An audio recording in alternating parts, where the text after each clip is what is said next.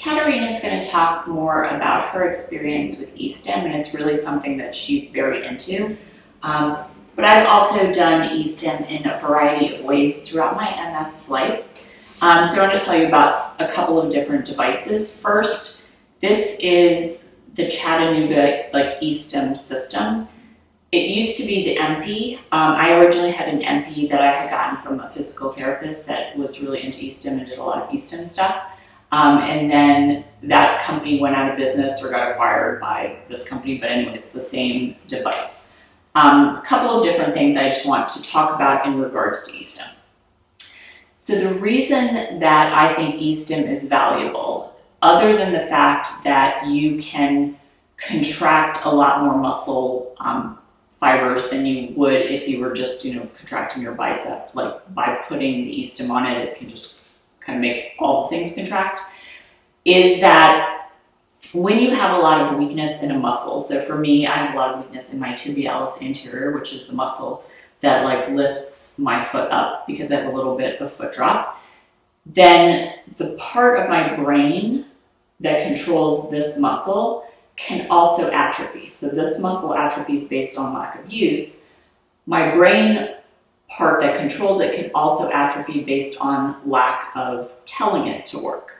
When you make it work based on putting E-Stim on it, it's basically making the communication channel go from the muscle to the brain instead of how it usually works from the brain to the muscle. So you can keep the muscle stronger, but you can also remind the brain that's like, hey, we need to hold on to those neural fibers because we would like to use this part of the brain again. The Chattanooga system is interesting for a couple of reasons. One, it's really affordable. So as far as E-Stim goes, so E-Stim is, it's going to be a couple $100s to many thousands of dollars, kind of just depending on which thing you're using. But this is in the couple hundreds of dollars version. This is called the Chattanooga Continuum, and it has a lot of cool settings on it. So I had this set up by a physical therapist for me. If you are working with a neuro PT, you might be able to find one who knows how to set this stuff up. So on this machine, it can work as a TENS unit, which is nice if you have spasticity and you want to help it calm down. TENS is great, but it can also work as an E-Stim unit. So I have mine set up to do an alternating pattern. So there's two channels. So if I put it on the front of my shin and the back of my calf, and I'll show you on my right side because it would do it better, then I could say we're going to contract this muscle, and then we're going to contract this muscle, and we'll contract this muscle, and we're going to contract this muscle. And I particularly like doing E-Stim in doing exercise. If you're doing E-Stim and you just want to keep the muscle from atrophying, you could just have E-Stim on and just kind of have it there. If you want your brain to remember how your muscle works in movement, then you need to do specific types of movement with it. So if I wanted to do that, I'm working the front of my leg and the back of my leg, I could be standing up and say, I'm going to come up to my tiptoes, in which case the back of my leg is being stemmed, or I could say I want to come down. Now, the size of the electrodes, I think, matters a lot because the smaller they are, the more uncomfortable it is. So this size is about a 2x4, according to this. And I get my electrodes from Amazon. You can also sometimes get them from medical companies. So if I'm going to do the front of my shin, I'm going to pick a size that's as big as it can be for that muscle, ideally that doesn't bleed into another muscle. And by bleeding into another muscle, what I mean is I want my foot to lift straight up. I don't want my foot to lift up and out.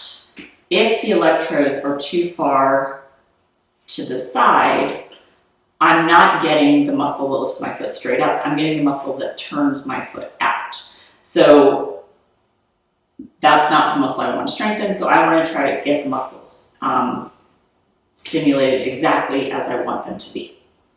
Now, another thing that the Chattanooga one has, which I really like, is it has a trigger. So I don't know why it needs to be as long as it is, like the longest cord, but it's a very long cord. So if I wanted to say, like, let's make this muscle activate, I could say, we're gonna do, and then it would stimulate the muscle and lift my foot up, and then I could release it. I could try, and I think this is sort of the best way to do it, I could try to start lifting it up myself, get the assistance of the stem, remove the stem and try to hold it up, because then I'm strengthening it all by my own self, and then kind of rinse and repeat that. Now, if you're using